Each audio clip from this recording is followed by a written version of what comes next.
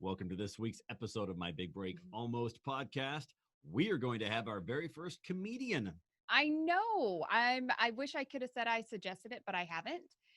But I'm glad that we found him. He's actually a really, to me, he's up there.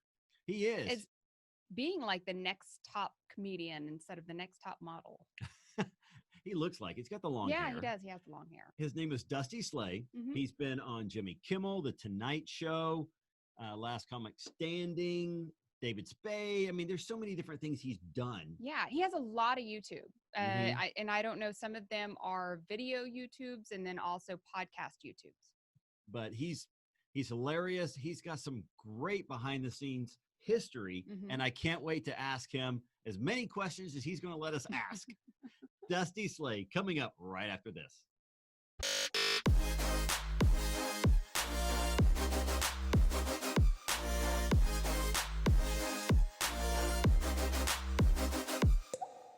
There he is. Hi. All right. How you guys doing? There's the man. That's what we were looking for. Oh, man, my shirt looks pink. I don't like this. I almost want to change shirts. It looks Do red you need for to us. go? You're Does fine. it look red? You guys look good? Does it look Yeah, okay? It looks red. You can go topless if you want. We don't judge. Well, It's I've okay. never I'm- worn this shirt. Well, It's new. I'm pretty much wearing the shirt color of the background of your wall. Oh, yeah. So I'm blending. Well, it we doesn't look look great. I think we all look good. We're We're having a good time. You know what I mean? Yeah. Thanks for joining us, though. This Yeah, is thanks great. for having me. My pleasure. I love your mic. It's a Rode Thank you. mic. I appreciate that. Yeah. That's awesome. I know you got better podcast equipment. Well, I've been trying to get in gear, but you know what? I'm only buying one of everything. So you guys got to buy. You got a dual podcast, so Thank you you. got to buy two of everything. Yeah, it's been trial and error for us a whole lot. Mostly error. It still is. It still is. Yeah, it is for me too. I do all these things, and I stand up is the only thing anybody really pays attention to what I do. You know, I got some listeners on my podcast, I got some followers on social media, but stand up is what's best. Really? So what is your podcast all about? Oh, well, that's part of the problem. It's not really about anything. It's just me. It was about comedy. Mhm. You know, the idea was it was me and my wife. We would both work the road, and then we would both come home and talk about our different experiences on the road. But then she kind of quit comedy. So then we were just kind of talking about comedy. And then now it's just down to me. And I was talking about comedy, and now comedy has stopped. So I'm just talking. Well, I have watched a few of your YouTube videos, and I actually find them really entertaining. Oh, thank you. The research I do is not necessarily on piece of paper. I like to research visually so that I can kind of get a better feel of, someone. Yeah. Well, And I they were appreciate great. that. I like those videos. I have a fun time. The older ones are worse quality, but were almost more fun because I was traveling to a bunch of bad shows. That's more fun. Now I'm going to great clubs and to great cities. And what's so entertaining about that? Now, did you clip edit your own videos? Because I'm trying to think. Do you use Final Cut Pro? Is that the one that you use? I do use that now, Uh-huh. but there's 3 videos that look really good, and Mhm. I didn't do those. Oh, okay. All right. Okay. I'm just assuming I saw the ones that you did. My videos are getting better, and I think That's good. I overall I think the ones that I do are more entertaining Mhm. because I like things to be a little bit bad. You know, everything's so crisp and clean all the time. It's not as fun. You're going to love our show if you like bad. Oh, good. I love it. We alternate our clips. Whoever he has a podcast, I'll end up doing the next week. As far as the editing. podcast, yes. Oh, okay. And I will say you'll know who's the best is. Yeah, it's All not right. me. Okay. I hope you get Well- her for your sake. Well, I feel good. I feel like I'm in good hands no matter what. I appreciate it. I also appreciate you guys helping me yesterday. Yesterday, I was trying to build this thing.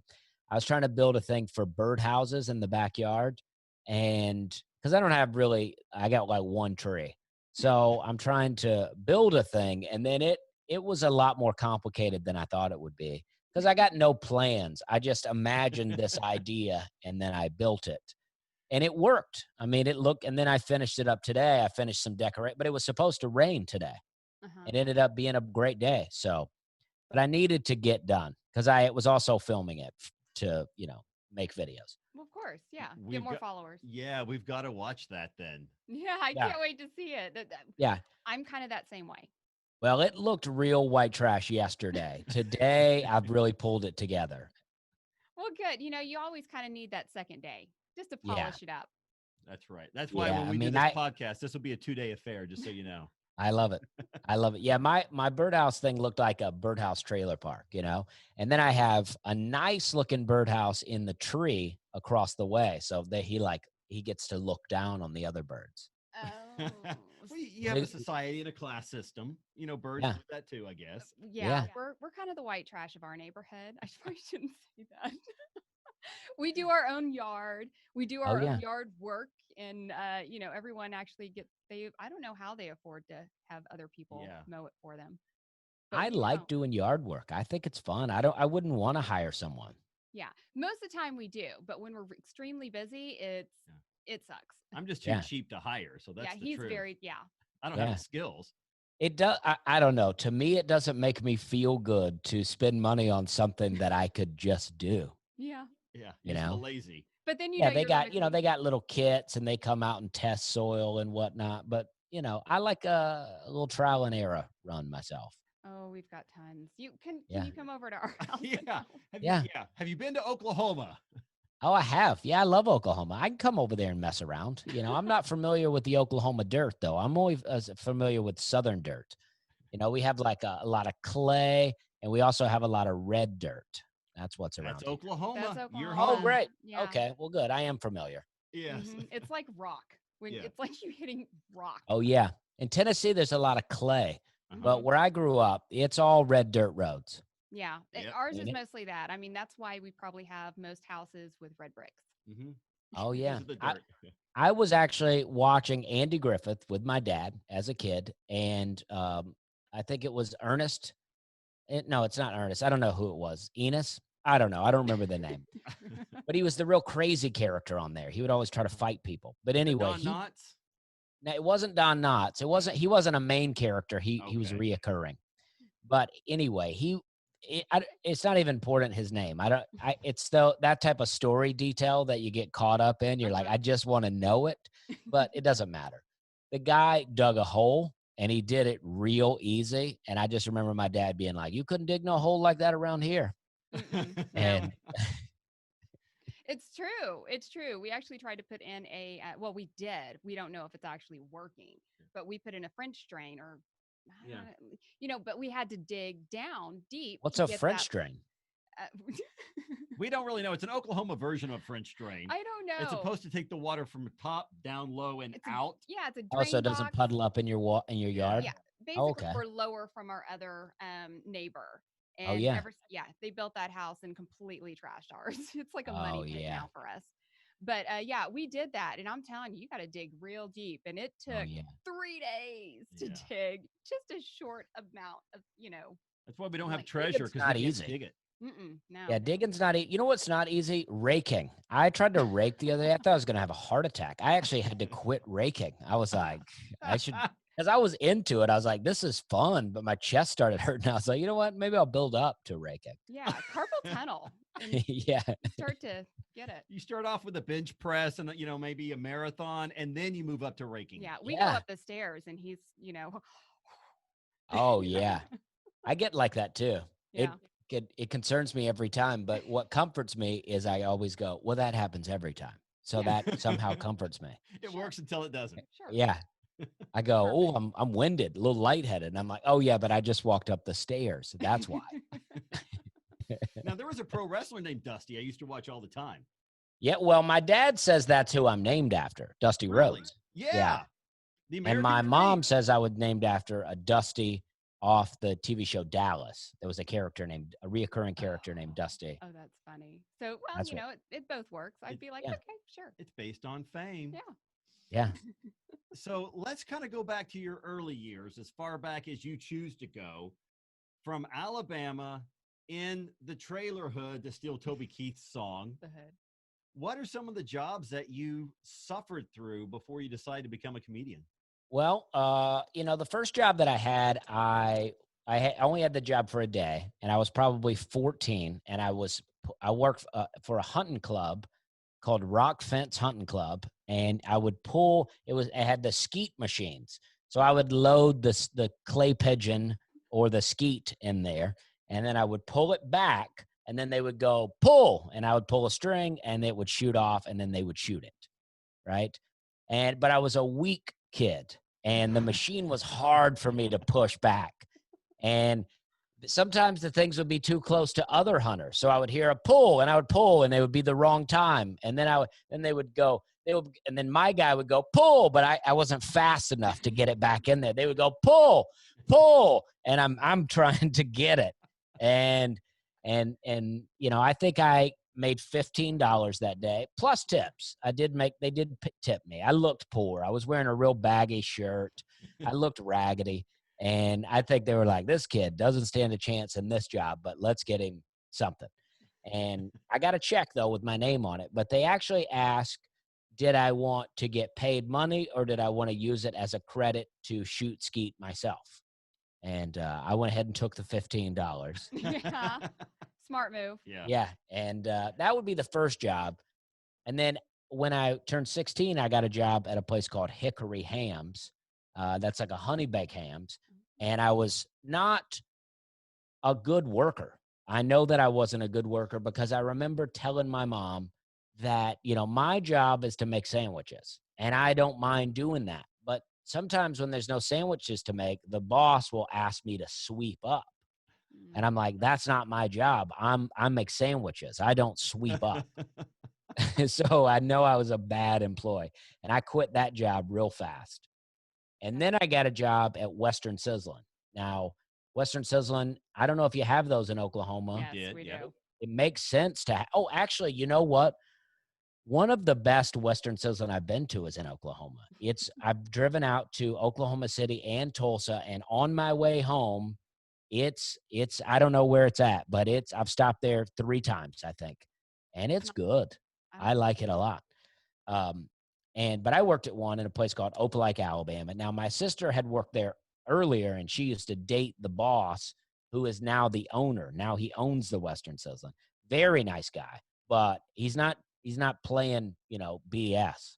So they really cracked the whip on me and put me to work. And I was working 6 days a week while I was going to school.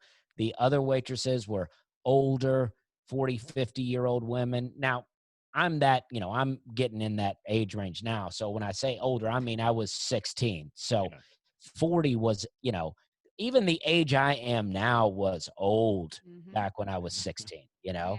Like, I don't know why it seems like that because I feel fine, except for getting winded coming up the steps.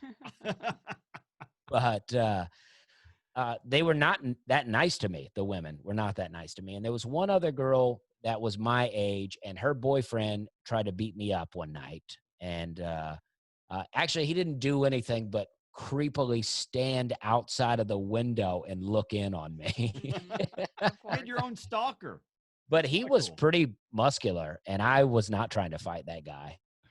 But nothing happened, so I never chickened out of anything. But he just stared like that a couple of nights, and I was like, I took a couple of empty ketchup bottles out with me. I was going to hit the guy with it. I had a plan.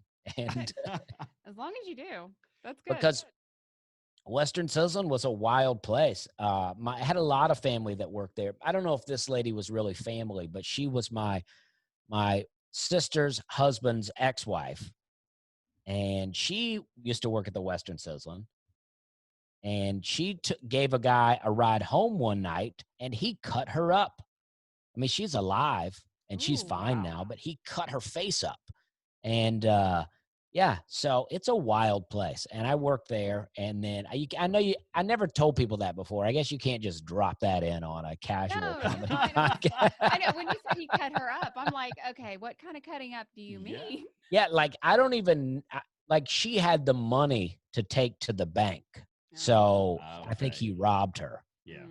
But she, in a place like Western Sizzlin, you could go, maybe they planned it, but he cut her face. And it's like, if you planned it, he messed up, because the plans never cut me up on the face. It's like the arm, do the arm, do the eyebrow. Maybe the eyebrow doesn't really hurt if you get cut up there. I had my eyebrow pierced at 18. It was very attractive. I bet that was a good look. Yeah, very attractive. I was 18 in 99, 2000. It was just beginning to go out of style then. Well, I think that I can't remember, but here in Oklahoma, you couldn't even have a tattoo. Tattoos were basically no, you couldn't have one. If you wanted a tattoo, you had to go to Texas or to prison. Yeah. Oh yeah, yeah. But so of course, I don't know how, I'm almost 40. But in those years, in the early 2000s and late 90s, we got piercings. That's all you could do to kind of be a rebel. So maybe that's kind of why, you did what you did. Unless I bet so. And the fact that I think you were allowed to get tattoos in Alabama, but if I did, I mean, those were like things that my dad was very serious about. Like he had a serious tone about not getting a tattoo to where I knew to never get a tattoo. He said, if you get a tattoo, I'll write you out of the will. Do you have a tattoo? I don't have a tattoo. I never will. I'm not even trying to get my dad's stuff. I just know how serious he is now. Well, I think the older you get, the more you kind of understand. Like, hey, I'm glad I waited. Yeah, exactly. Like my dad's going to give me some land that I'm excited about, but you know what I mean? I could go, I want it. So I don't want to say I could go either way. But when your dad says, I'll write you out of the will, my dad he's not playing around. You know what I mean? Like, and that means he's writing me out of other things too. My dad, he's very funny, but he doesn't play around. He's not a play around kind of guy. So I worked at Western Sizzlin and then I quit that job. And then I worked at a place called Jim Bob's Chicken Fingers, where I was the sauce guy working my way up to dishwasher. And I quit that job. I worked there for about a year. I really liked it. I liked that job a lot. You got free food. If you worked at Jim Bob, we had Jim Bob's Chicken Fingers and Chuck's Barbecue in town. And if you worked at either one of those places, you could get free food at either one of them anytime you wanted. Yeah, and being a teen. You just couldn't get it to go or get it for anyone else. But I could go in there anytime I wanted, order food, and it was free. Wow. That's pretty cool. It's amazing. Yeah. I forgot about that. It's just coming back to me right now. You're getting hungry thinking about it. Yeah. Every day after school, I would go there and eat if I wasn't working. And I'd be. How old were you? 18. 18. So, yeah, 17, 18, around that age. And I worked there for a year. And I went in, I like to say hungover, because but I was messed up. And I went in and the dishwasher had not shown. So now I was going to have to do his job and my job. And I said, can I go on break? And they said, yes. And I never came back. Wow. Just that one day completely threw you for a loop. You know, the dishes, how high they are stacked up right now because you still haven't gone back. Oh, yeah. Well, that's what I want to do is walk back in there one day and go, hey, I'm off break. Oh, if you do it, you have to YouTube that. I want to watch that. Yeah. Like 20 years later. I don't even think anyone would remember me. I think the guy actually that owned it. Now, they were all, Chuck's and Jim Bob's were related, but the guy that owned it, I think he had an affair with another woman, but I think she was a bit underage. So I think there was some charges involved. And like, I don't think she was like a child, but like 17, you know? And so I think he got in trouble, and he doesn't own that Jim Bob's anymore. His ex-wife does. Yeah, I was going to say, she probably got. Well, yeah, see, Chuck was the patron. Is that what you say? He's like the dad of it. Is it that called a patron? Patriarch, yes. Patron is like if you go there. Right. Yeah. You were a patron. He was a patriarch. Right. But he was, Chuck's was the original, and he owned that. He was Chuck. And then Jim Bob, the guy married Chuck's daughter, his name was Jim, but not Jim Bob. And Jim Bob started. And then Steven, Chuck's son, opened another Jim Bob's. I know this is riveting stuff, but this is coming to me right now, and I'm enjoying talking about it. Flow. And then, so now that Jim Bob's is owned by no one in the family. It's taken its own route. They kept the name, but they changed it up. Well, the name like Jim Bob, you got to keep that legend going. You do. And so after Jim Bob's, I went to work at Western Sizzlin again. I took some time off and went back to work at Western Sizzlin. This time, an 18, 19-year-old man, and I love to do that, even when it doesn't apply. He's doing quotation marks for those of you keeping track at home. Yeah, and I worked at there. Now I was like, I had bleached my hair, and I didn't even know who Eminem was, but he had just come out. So there was a couple of younger girls at work there. I had a full-size Bronco I was driving. It was white. It was awesome. And the ladies were interested in me because they would call me Slim Shady, and I had this Bronco. But you're the OJ Bronco in Eminem's hair. That's what I think of, OJ. But I didn't know what to do. I actually even hung out with them, and I think they wanted to date me, but I just assumed we were friends. You know what I mean? I was that kind of guy. I had a lot of sisters and a mom, and I just was everybody's friend. So I didn't know what was going on, but I had a good time working there, and I worked there for a while, and then I joined the Army. And I left. I was waiting tables in Western Sizzlin one day, and this older guy who had been in there all week, he was a construction worker, but he told me that he was in the Army, and he told me about all these adventures that he had. And I was like, oh, I'm locked down in Opelika, Alabama. I want to get out and join the Army. So I left and went to the recruiter's office, and they asked me, did I do drugs? And I said, yes. And they said, so they had to work with me to get my system cleaned up. And then I went and took the physical. And after the physical, I got sworn in, a kind of a swearing in, not the main. The MEPS? Did you do what? MEPS? You got to do the test. Not oh yeah, I did all the tests, like the sound test where you're in the booth. Uh-huh. And then they had like one where we had to all get down to our underwear and like walk around like we were crouched down. And then they had to like fall on our knees, all kind of weird stuff. And where they want to test flexology and see if you can, move properly. And then they're also examining you for tattoos. And then you have to go into a room with a guy, a real old guy, and he makes you pull down your pants and he looks at your junk. And then you have to bend over and spread them for him. And then he doesn't touch you. He just looks. I don't know what was going on with it. There's no touching, but he just looks. That's not part of the official procedure. I think you're just special. I know. Who knows, right? And then the recruiters, before you go to the physical, they gave me this sheet with health concerns on it. And they asked me to fill it out, yes or no. And then I don't really have any health problems, but I had a couple of things that I marked down, yes. And so they took it and they said, you see all these things you marked yes? I said, yes. And they said, if you mark those yes, you won't get in.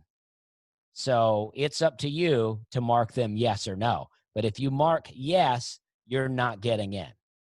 So I said, okay. And they said, also, they're going to ask you, have you ever smoked weed or have you ever done hallucinogenic drugs?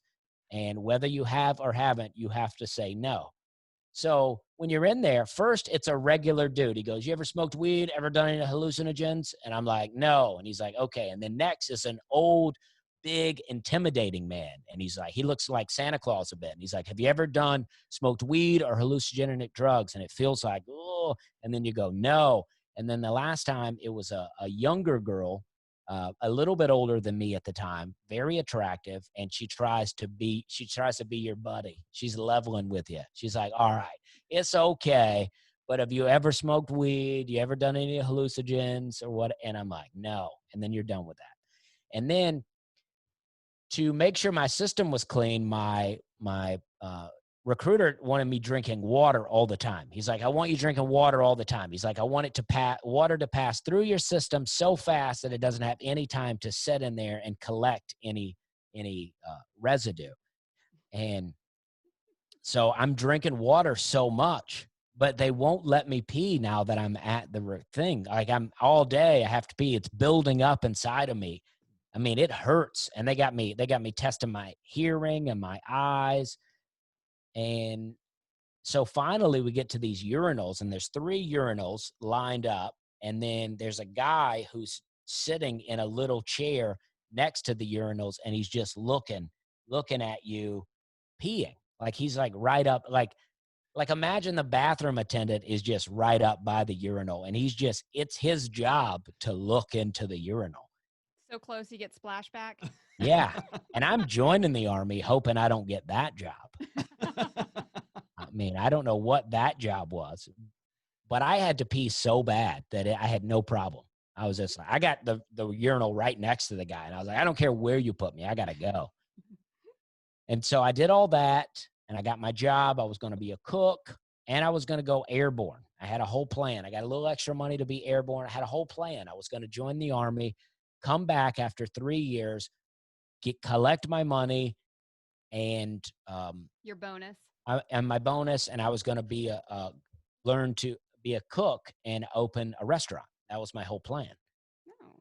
And I had this whole thing worked out. And so I get back to the recruiter's office after the physical, and the recruiter says, all right, he says, I probably shouldn't tell you this, but I know you like to smoke weed. So if you're going to do it tonight. He said, they're going to drug test you again in 30 days when you get shipped off. So if you want to do it tonight. So that night I got arrested for alcohol and underage consumption of alcohol and possession of marijuana. And I never got in because my court date came after my ship-off date. So I couldn't get shipped off. I could still join, but I would lose all my signing bonus and my job and all of those things. And I was like, well, I don't want to do that. So I got arrested. I lost my license for 9 months, and I got 2 years unsupervised probation, a lot of fines.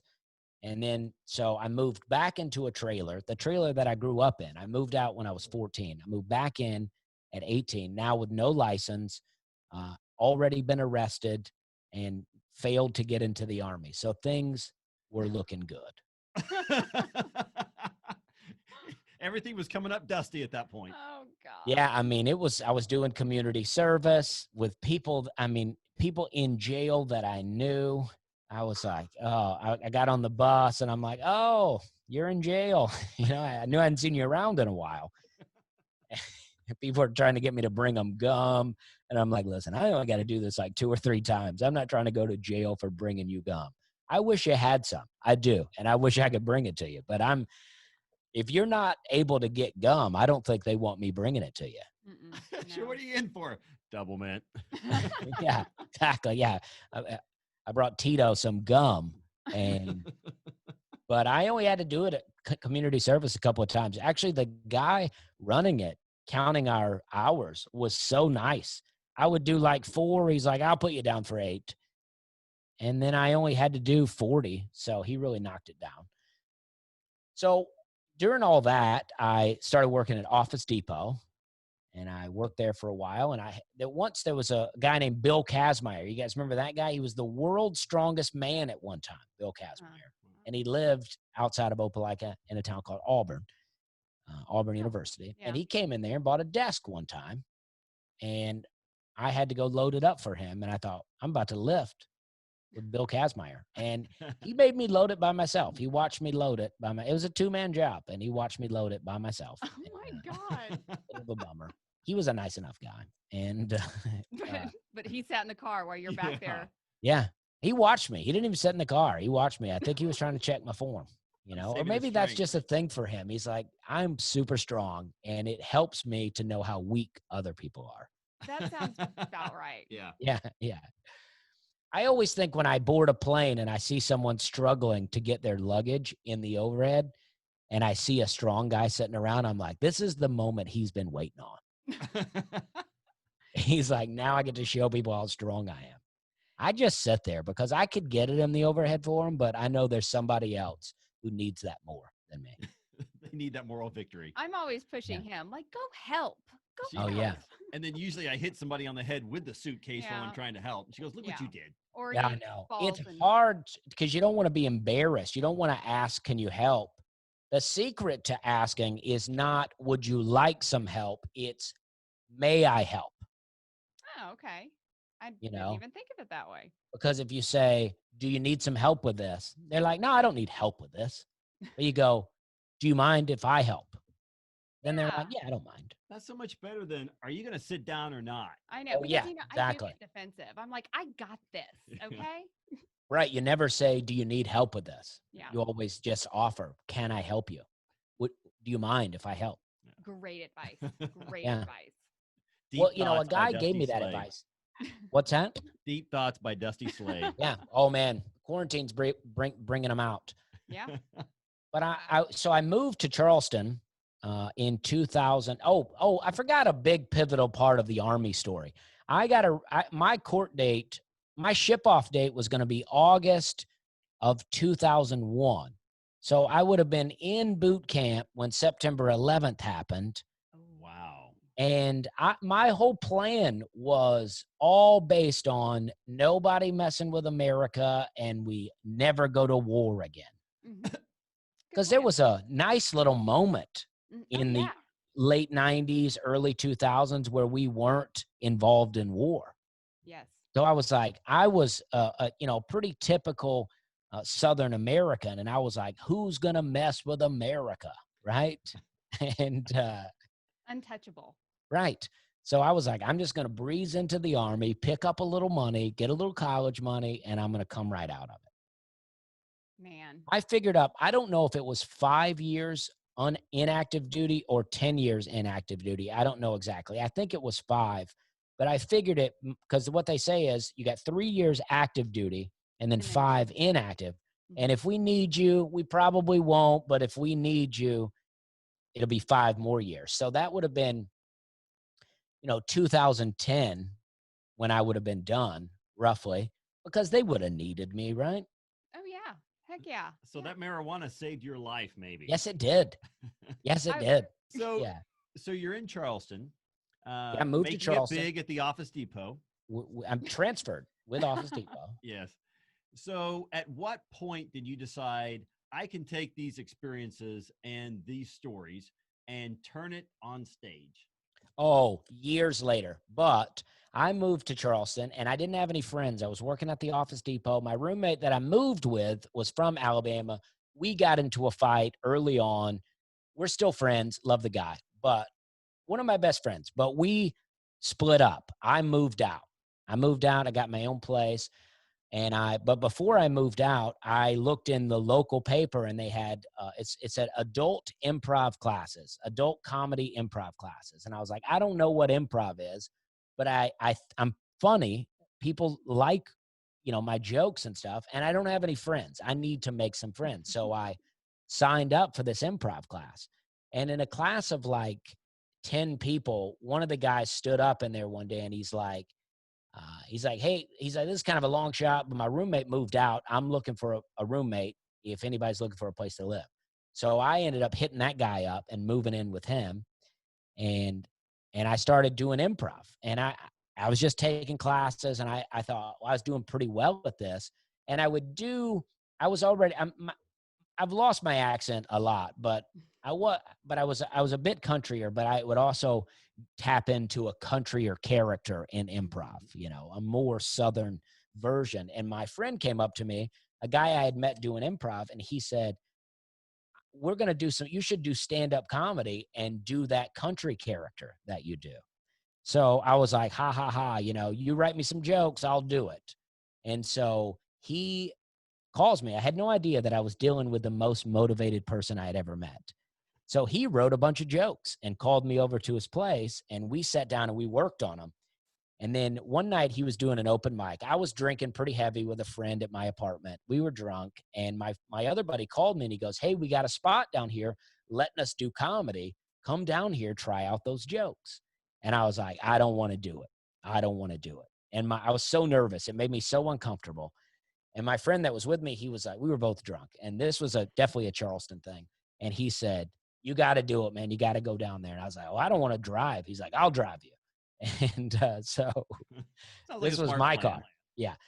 And so we got down there, and I'm pretty drunk, and I barely know the jokes, but I told a couple of them, and people laughed. And I was like, oh, well, that feels pretty good.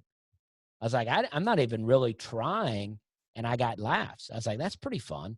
So the next time I was doing this thing at the Charleston, what was it, the Music Farm, where they bring in a lot of musical acts. It's a big room, and this radio station, 96 Wave, it was Storm and Kenny in the morning. Kenny Z was one of the guys. He did comedy. He still does a little comedy. He ended up being on Cosmo Radio on XM later on. He's had a pretty good radio career, but he would do a thing called Comedy Free with Kenny Z at the Music Farm, and then he would promote it, and it was free, so the place would pack out. So they were going to let me do 5 minutes. So I stayed sober. I had my jokes memorized. I went out in front of like 300 people, and I did 5 minutes of memorized jokes, and it went pretty well. Like, it wasn't amazing, but I got enough laughs to be like, all right, I want to do that again. But there was no comedy scene in Charleston at all. No, only the Improv Theater. There was no stand-up, an occasional show, no open mics, no comedy clubs. So comedy for me, I would do it every 3 months maybe. And so I got my set up to about 15 minutes. And then Kenny Z asked me to come back and do his show, and he asked me to do 20 minutes. And so I was like, okay, I'll do it. So I wrote down, and now I had 20 minutes completely memorized, like to a T, everything. And I got up there, and this was even more people back at the Music Farm. And I was about 10 minutes in, not doing well. And this lady yelled out, I don't know if she yelled out, you suck or you're not funny, but I didn't know what to do. So I just kept going. And I did the full 20 minutes to almost complete silence, and then got off. And so for the next, and I was traumatized by it. I never would watch the video. This was in 2003. And so from then on, any show that I would do, I would always drink, and I would heavily drink. And so I did this to about maybe 2004 or 5 sporadic shows. And then I was like, I don't like this. I was like, I don't even know why I'm doing this anymore. So I quit doing it. And then in 2008, the same friend that got me to do it the first time called me, and he said, I got a variety show I'm doing, little sketch, little improv, and I want some stand-up. I want you to come do the show. So we sat down and we worked out these jokes. I had this, I don't know if you've heard the album Making That Fudge. I got a Letters of the Alphabet joke. It grew over time. Mm-hmm. But we wrote a little 5-minute version of that. It's about 8 minutes now. We wrote a 5-minute version. And again, I'm completely memorized, but this is a really unique joke.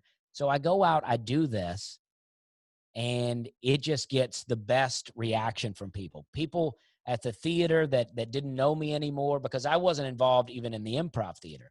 So most of the people didn't know me, and they were so pumped. They were like, and I just remember going home that night, and I had this feeling in my body that I wasn't used to, like a high of sorts. And I was just like, that feels good.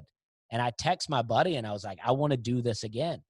So the problem with jokes in 2003 was I didn't know what I was doing. I was making up jokes. I was just making up these wild things. I was trying to do redneck incest jokes and stuff like that, like typical, what you would think. I was like, Dale, I was like, I'm not a big Jeff Gordon fan, but he sure does got some pretty eyes, stuff like that. Yeah.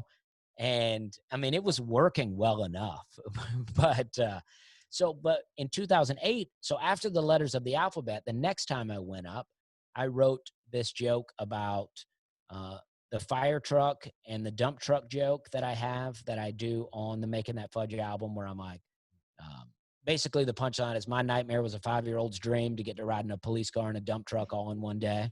And I didn't actually hear that one, but okay. But I will. Okay.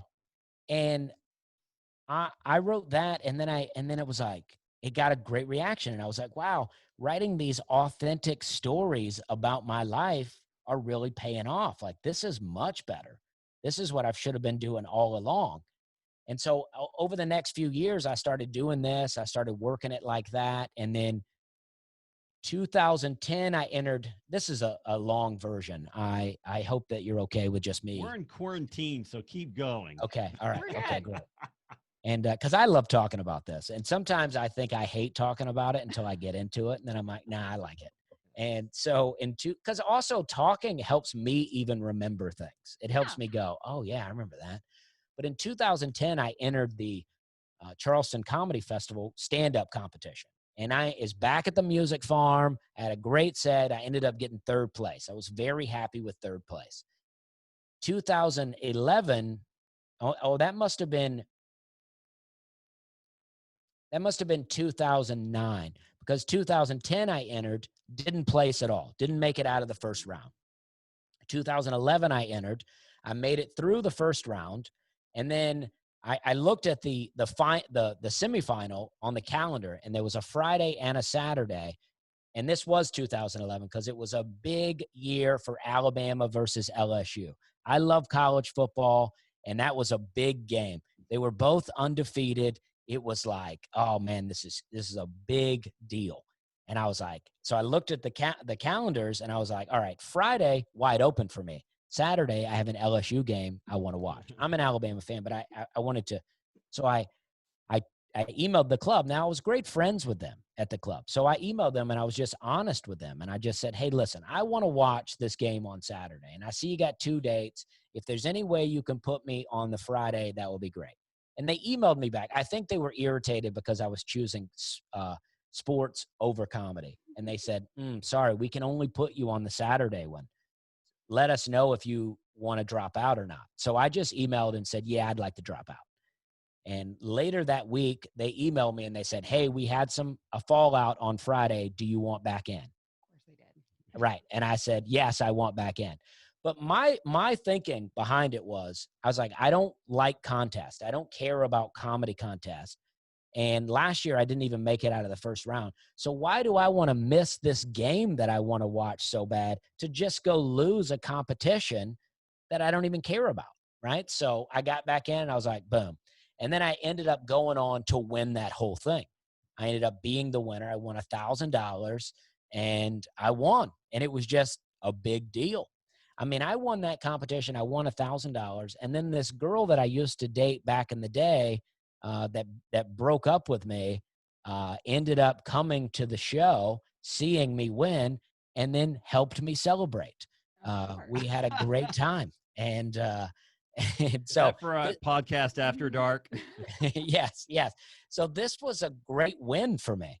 I was like, wow, this is big time. And that was late 2011 when all this happened. And then early 2012, I quit drinking, which I had been a huge drinker. Half my jokes were about drinking. Probably 90% of my jokes were about drinking. My whole lifestyle was all about drinking. That's all I wanted to do all the time. I mean, I would drink 6 nights a week, and I wouldn't do 7 because in my mind, I always needed that one sober day a week. And then in the end, I think that played a big role in helping me because I wanted that one sober day. It was probably Sunday, wasn't it? No, Sunday was a big drinking day for us. It was honestly, it was usually like a Friday, which seems like the most but I would drink so much throughout the week that by Friday I was just exhausted. I was like, let's go to sleep. And then we got all day Saturday to party, you know? Wow. It's like an Olympic for drinking. Yeah. I used to on Sundays, me and my buddies would go, I lived downtown. Me and a lot of us lived downtown, and we would go and make our rounds. We had a bunch of bars we would hit. And I hosted trivia, and I did comedy at a lot of bars because we had no clubs. So I knew bartenders all over the city. And so I'd bounce around. I'd buy a shot. They'd buy a shot. I'd buy a shot. They'd buy a shot. I mean, and then, we'd leave and tip unbelievable amounts. And so they love seeing us come in because we're two. And then, we would hit 4 or 5 bars in a day. And both of my friends were well over 6 foot tall and heavy dudes. So they were fine. I mean, I'd be wasted. We had a great time. And it was such a good time. My drinking was a good time. I have a podcast that I just put out on my podcast called the We're Having a Good Time podcast, where I really broke down my whole journey with drinking in the most fun way possible. So it's one of my most recent episodes. Just throwing that out there. We will have to listen to that. Now, so that I don't go so sober, or do people need a drink before they listen to that? I think you could do either. I mean, I throw in a religious side to that, which I don't often talk about. So but I quit drinking in the end of January 2012. And I almost quit comedy because all my jokes were about drinking, and all my shows took place in bars. And I just felt like I was on a new path. I was like, I made total life changes. I quit drinking. 2 weeks later, I quit the full-time job that I had, which was a pesticide salesman, which was actually a great job, salary, insurance, 401k, all that sort of stuff. And so I quit that job, but I was in a bit of a situation with a car where I couldn't afford the car that I had without the job, but I had to have the car to have the job. So I had to figure out, I was like, I couldn't quit the job and keep the car. So once I quit drinking, it hit me. I was like, oh, just sell this car. I live downtown. I'll get a job downtown. And so that's what I did. I quit the job. And then I put in my 2-week notice, which I love. A 2-week notice is the greatest. It took me a while to learn that a 2-week notice is the way to go, but that is definitely the way to go. I had 31 stores that I did, 32 stores that I had, and each one of those had a store manager, which made them my manager. And then there was an assistant manager, which made them my manager, at least in those stores. So, and there was 3 managers above me in a store that I called on. So roughly I had, what would that be? Roughly 100 managers. So talk about 2-week notice heaven. I mean, I'm bouncing around being like, I'm about to quit. And it's the best.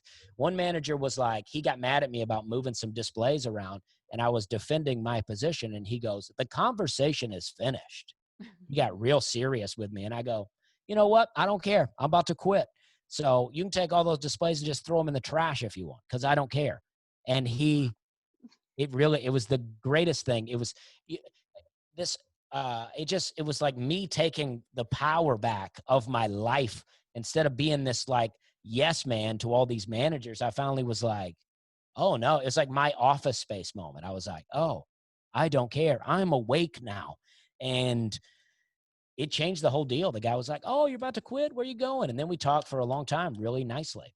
We became friends after that. I went to his church one time. And did you go to start your own paper company? Yes, exactly. Yeah.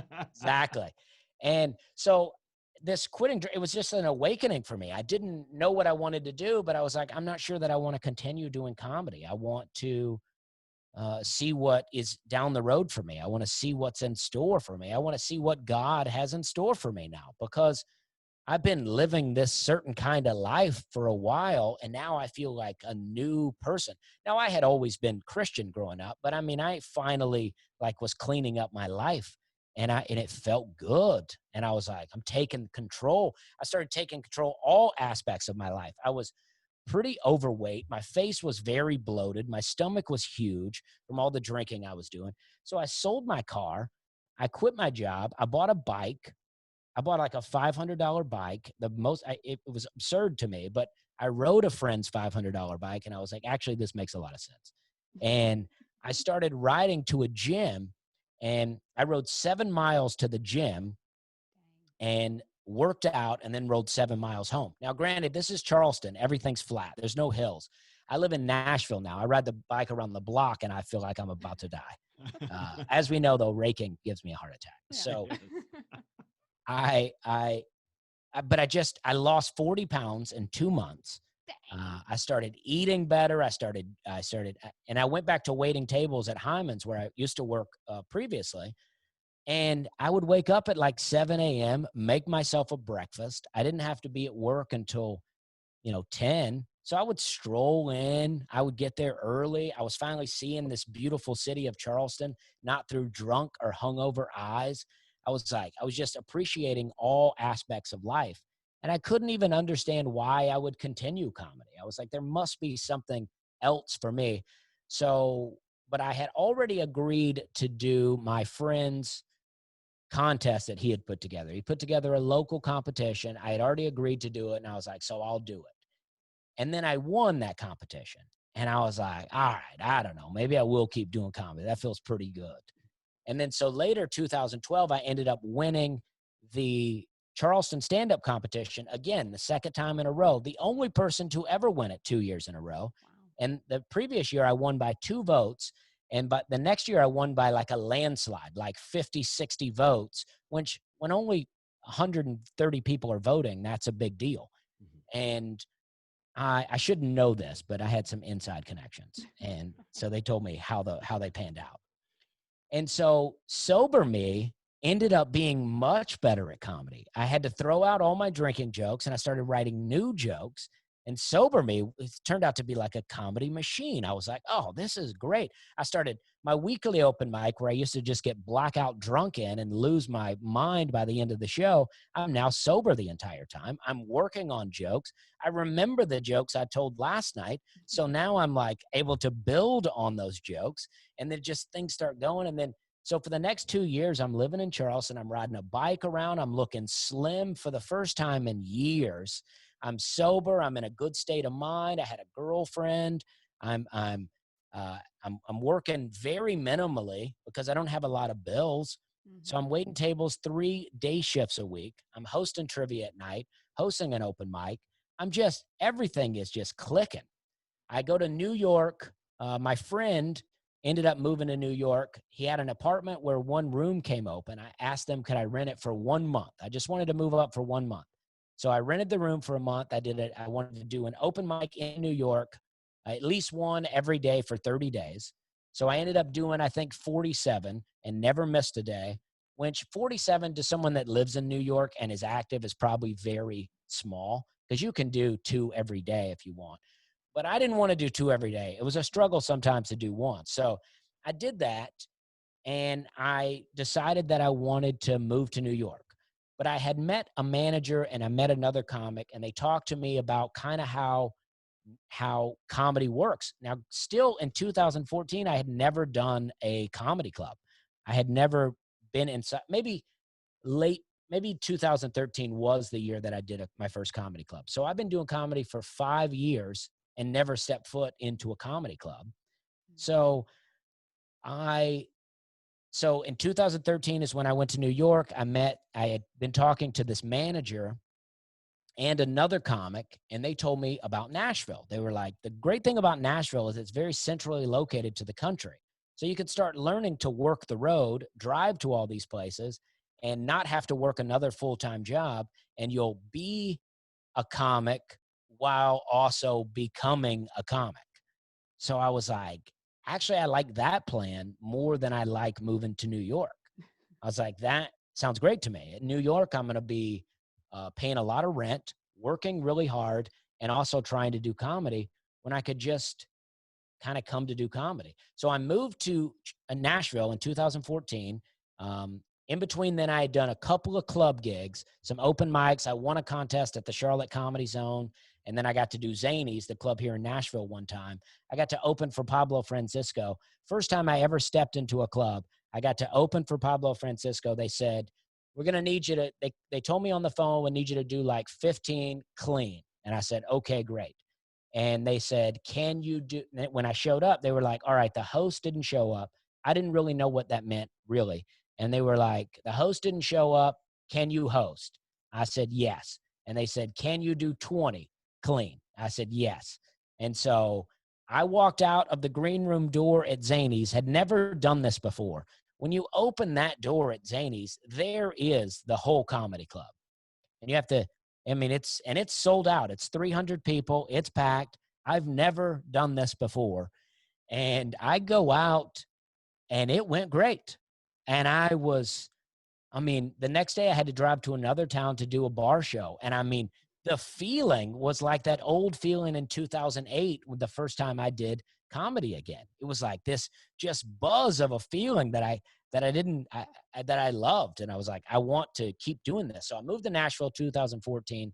I got the job back selling pesticides as the seasonal assistant. Another beauty of the 2-week notice. It's a seasonal job, right? So I bought a new car, and I bought a car with cash because I had some savings. I bought a used car, but I bought it outright. It had 100,000 miles on it already. and I moved to Nashville. I can skip over some details. Let's just say I ended up living in an attic apartment for $250 a month. Wow. I had no car payment, very low insurance. And so I got this part-time job. My plan was this job will last for about 3 months and then it'll end. And when it ends, I'm going to try to not get another job. And that's what I've done. And so far, that's been a success. When that job ended, I didn't get but 1 or 2 gigs for about 2 months, but I just kept sending avails to clubs every week or every month. I sent more avails, just saying, hey, I do comedy. I'm a comedian. And I do miss this detail. In between, I moved to Nashville, and then in between going full time, I got a weekend at the Charlotte Comedy Zone opening for Josh Blue. And I did 6 shows with Josh Blue, and it was amazing. And I was like, this is great. I am on the road to greatness, right? I just felt it. And then I start working some real road gigs, and then I start bombing. And I'm like, oh no. I'm like, what's happening? So I got humbled real quick. And that's the point, because the road is just a different beast than these hipster improv comedy rooms I had been doing. I could get away with cute references that everybody knew. But now I'm like, oh, these people that worked 60 hours this week and are in a comedy club, they don't care about these references, and they're not trying to think about a joke. They want you to hit them with something, right? So I had to learn how to do that. And then, but I did, I just kept working it, and I just kept learning, and I just kept getting out there. And I was like, I want to do every room, everywhere. I'll do any show. People are like, can you drive, 7 hours for $100? And I go, yeah, I'm coming, and I'll see you. And it's like, not having a job is very important, because, people offer you things and you can't be like, well, let me request off work. You got to just be able to up and go. And I would do this. And, I remember getting an audition for the Funny Bones and Improv clubs, and they were like, we need you, to come tonight. And I was like, okay. And that was in Columbus, Ohio. It was like 6 hours away. And I was like, all right. And I went and I got the audition. And then I picked up like 11 weekends right there on the spot. So my calendar starts filling up.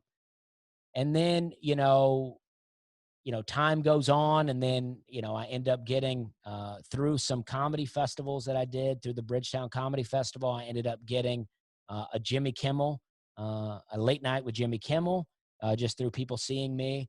And then that was early 2016. I got Jimmy Kimmel. Is that right? No, 2017 maybe. So from going full time in 2014 to 3 years later to get a late night, I mean, that may seem fast, but when you're making $270 a week and you're driving every weekend and your hip hurts from being in the car, that car that I bought with 100,000 miles, I ended up putting another 217,000 on. It had 317 when I got rid of it.